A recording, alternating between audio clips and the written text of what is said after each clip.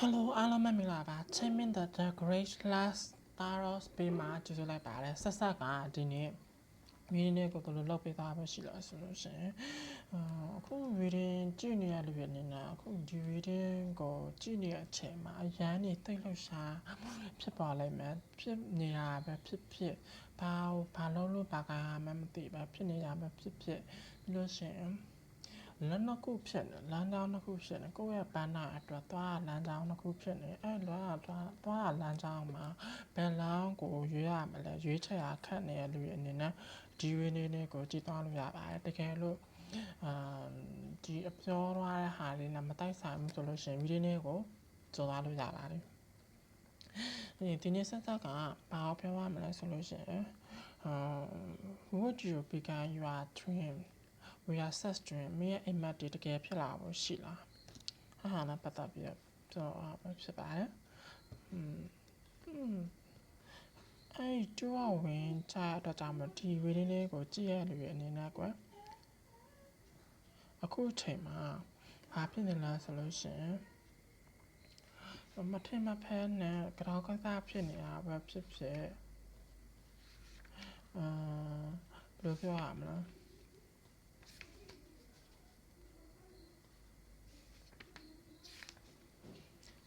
နောက်အားတောင်ပြောလိုက်တယ်ဆောင်းကဒီဝီဒီယိုလေးကိုကြည့်ရနေရအနေနဲ့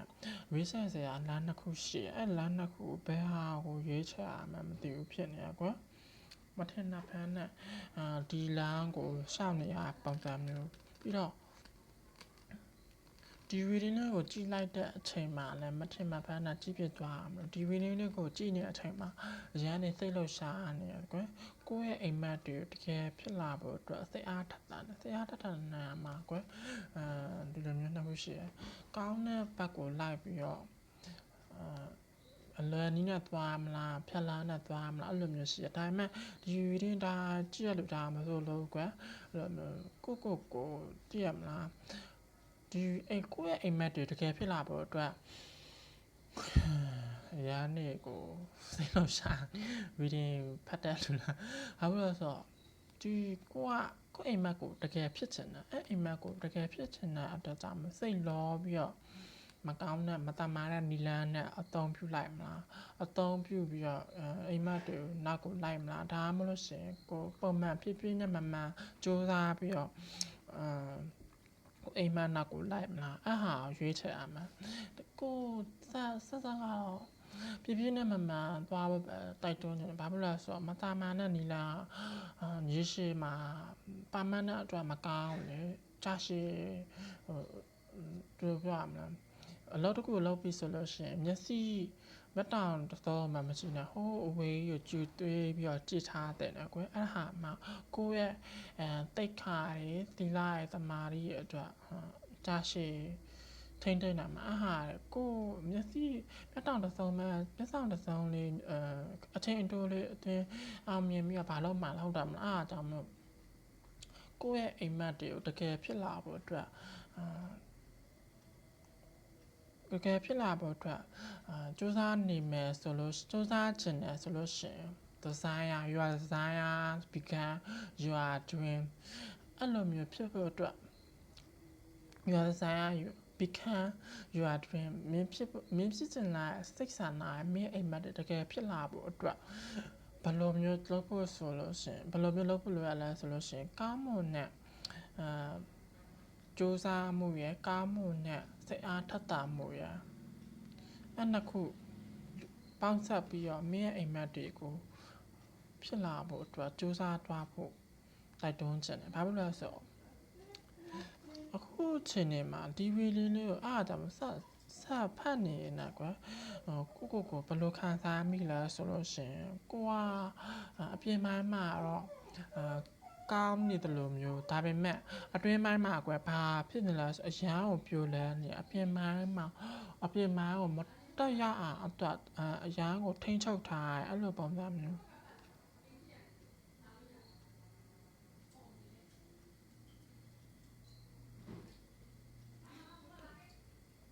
ကိုယ့်ရဲ့အိမ်မက်တွေကိုယ့်ရဲ့ပုံမှန်ကိုယ့်ရဲ့စိတ်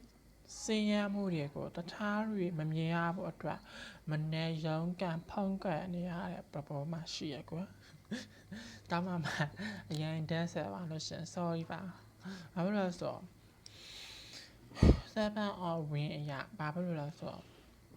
အိမ်မက်တွေကိုအိမ်မက်တွေတကယ်ဖြစ်လာဖို့အတွက်ကြိုးလဲကြိုးစားရဒီပိုင်းလေးကိုကြည့်ရတဲ့အနေနဲ့တကယ်လဲသိအားထက်တာမှုရှိရပြီးတော့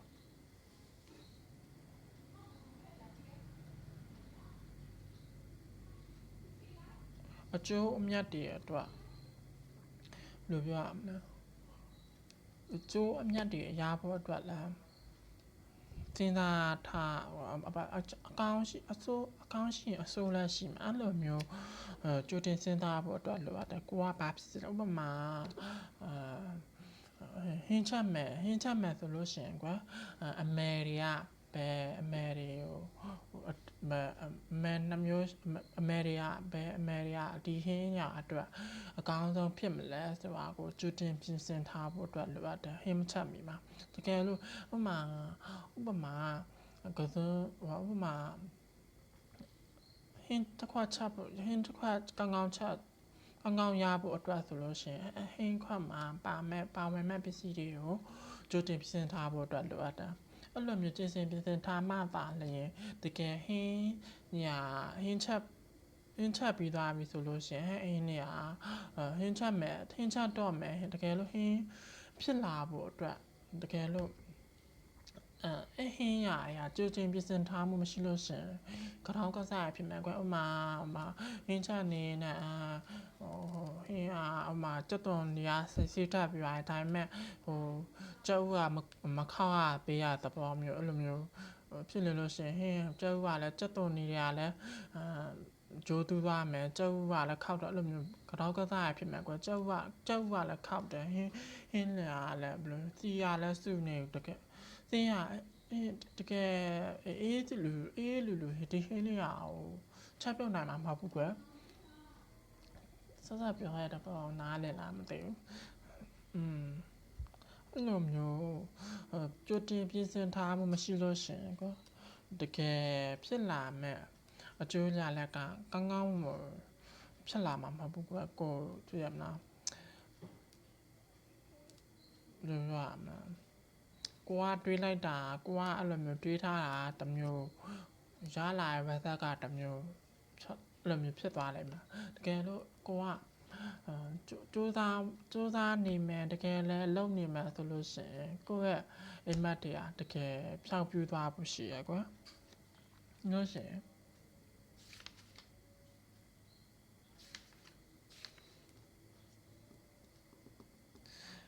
ကိုအနေနဲ့တကယ်လက်လွတ်လိုက်ရမယ့်အရာတွေအတွက်မစိုးရိမ်နဲ့ဘာလို့လဲဆိုတော့ကွာကိုမှာတကယ်ကောင်းတဲ့တငယ်ချင်းမိတ်ဆွေရှိသလိုမကောင်းတဲ့မိတ်ဆွေလည်းရှိရကွာတကယ်ဒီအိမ်မက်ကိုဒီလမ်းကိုသွားရလို့ကိုလက်ခုပ်တီးပေးမဲ့လူမဟီနင်တော်ဆိုပြီးတော့ပြောပေးမဲ့လူရှိသလိုနင်ဒီလမ်းကိုသွားလို့ဒီလမ်းကိုတကယ်စေတနာနဲ့ဒီလမ်းကမကောင်းဒါဖြစ်မယ်များဖြစ်မယ်အဲ့လိုပြောမဲ့လူရှိအဲ့လိုမျိုးပြောတဲ့အရာတွေကိုဥပိ္ပခာပြုနိုင်မှုအတွက်လိုအပ်တယ်ကွယ်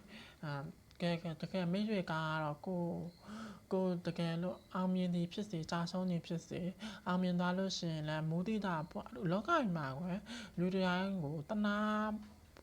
လူတိုင်းကတနာတတ်တယ်ကွယ်မုဒိတာပွားတက်တဲ့လူကရှားရသိလားမုဒိတာပွားဖို့မြို့တိတာပွားနိုင်တဲ့မိတ်ဆွေတွေကလည်းတကယ်အစ်စ်မှန်တယ်ကွယ်သိရမှာလူတယောက်ကိုအဟန်ဆောင်ပန်းဆောင်နဲ့ကွယ်တိတ်ရင်းမရှိပါနဲ့သိရမလားကိုဒုက္ခရောက်နေတဲ့အချိန်ကိုညီမဲ့လူရှားရဆိုတာမှန်တယ်ဒါပေမဲ့မုဒိတာပွားနိုင်တဲ့လူကရှားရကွယ်လောကကြီးမှာလူတယောက်ဒုက္ခရောက်နေတာကြည့်ပြီးတော့နင်တနာဖို့ကောင်းလိုက်တယ်အဲ့လိုပြောနိုင်တဲ့မိတ်ဆွေတွေကပြောရလွယ်တယ်ကွာသိရမလားအဲ့လိုမျိုးစူးစမ်းနိုင်မယ်ကိုသိရမလားမကောင်းတဲ့ energy တွေကိုလက်ကိုလောက်နိုင်ပြီးတော့ ကိုမကောင်းတဲ့လူတွေနဲ့မကောင်းတဲ့ energy ရဲ့တည့်ရမှာကိုဒီဟာဖြစ်နေတာလက်ကိုလုံနိုင်သွားမယ်ဆိုလို့ရှိရင်ကိုအနေနဲ့အောင်မြင်တဲ့မိသားစု life ပဲဖြစ်ဖြစ် relationship ပဲဖြစ်ဖြစ်ဒီမှာdesigner ပဲဖြစ်ဖြစ်အဲ့လိုမျိုးဆက်သွားဖို့ရှိဒါမှမဟုတ်ဒီ video လို့ကြည့်ရဆက်သက်လဲ LGBT ဖြစ်တာတော့ကြောင့်ဘာဖြစ်လဲဆိုတော့ relationship ဘိုင်းမှာတကယ်ကို healthy relationship ဖြစ်သွားဖို့ရှိရကွာဒီ video လို့ကြည့်နေတဲ့လူတွေကအရန်ကိုလောက်ချင်တာရများနေတာကိုလောက်ချင်တာများလို့ရှင်ပတ်နာကြံ့ကြာတတ်တယ်ကွာအဲ့မှာ target တစ်ခုကိုထားလိုက်ဘေးပြီးတော့မှကိုတကယ်အရေးကြီးတဲ့အရာကိုထိတ်ဆုံးအားထားလိုက်အရေးမပါရဲ့ကိုအတွက်မလိုအပ်သေးတဲ့အရာတွေကိုဘေးဖယ်ထားလိုက်ပြီးတော့ကိုတကယ်အရေးကြီးတဲ့ပန်းနာကို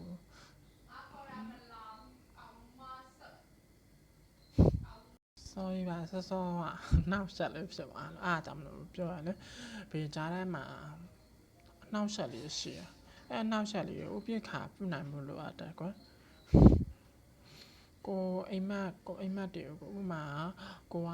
ထိုင်းစာလည်းသင်ကျင်တယ်ကိုရီးယားစာလည်းသင်ကျင်တယ်အဲ့လိုမျိုးစစ်ကျင်တယ်ဆိုလို့ရှိရင်တကယ်ကိုနဲ့ life ဖက်မဲ့ profession ကဘာဖြစ်မလဲ profession ကိုတကယ်ရွေးချယ်ပြီးတော့လုပ်ဖို့အတွက်လိုအပ်တယ်ဒီကြားထဲမှာဒီပိုင်းလို့ကြည့်အရင်တော့စိတ်ကျမ်းမာရေးရဒါကိုကျမ်းမာရေးရ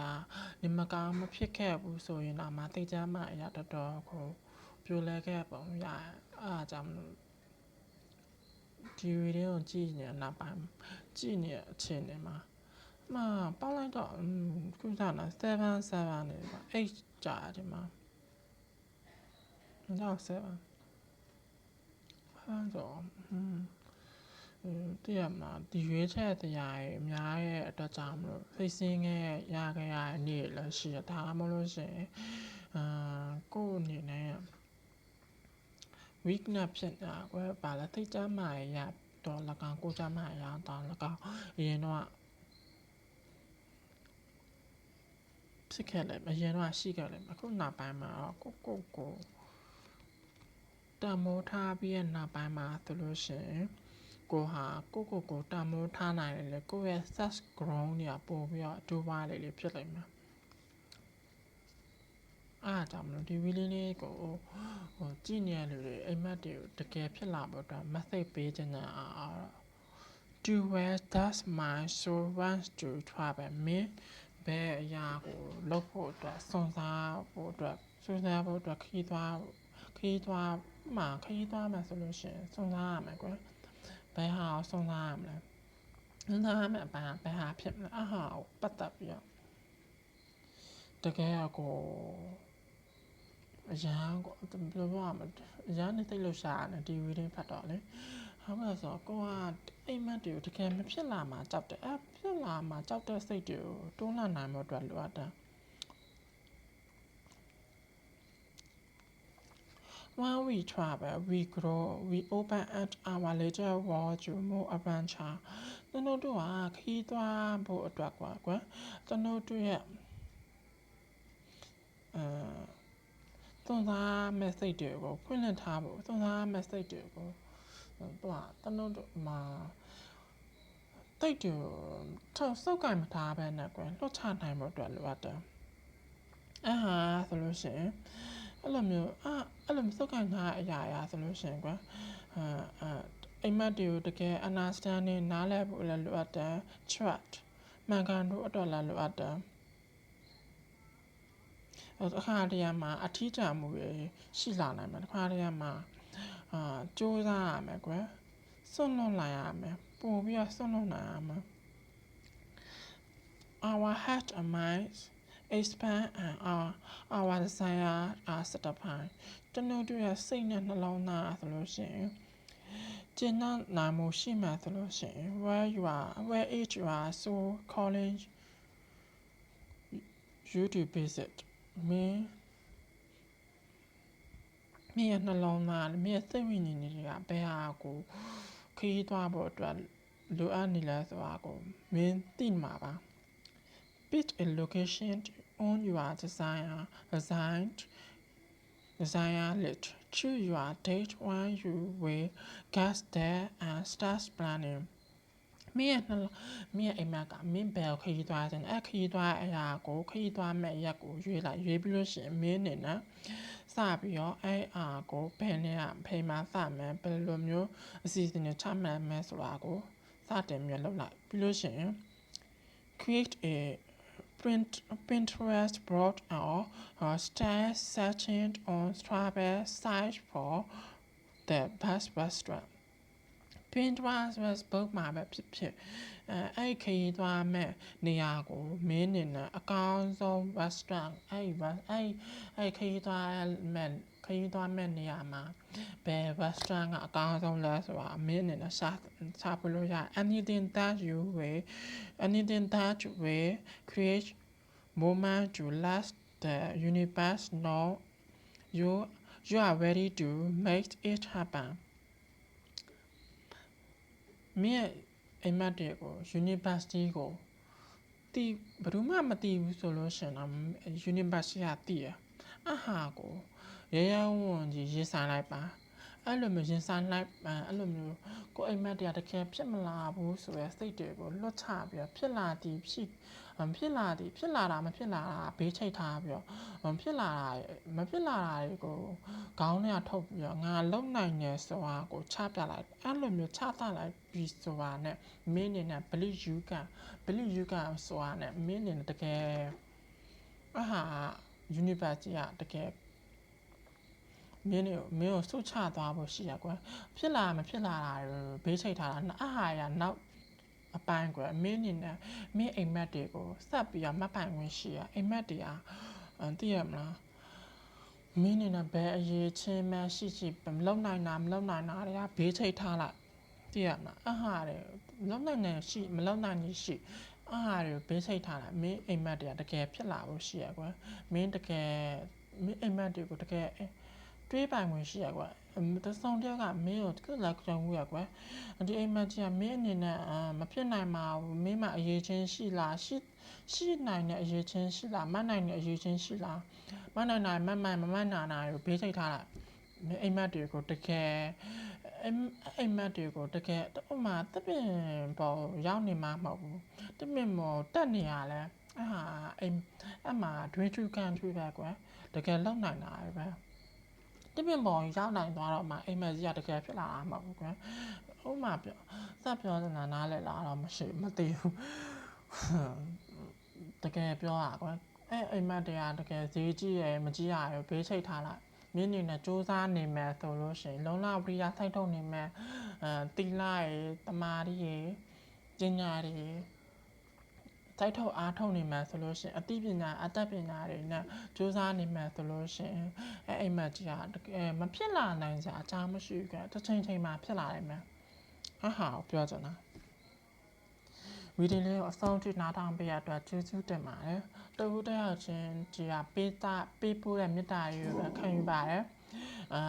တကယ်အိမ်မက်တွေတကယ်ဖြစ်လာပါသေးလို့လဲဆုတောင်းပေးပါတယ်ဆက်ဆက်ကဆုတောင်းပေးပါတယ်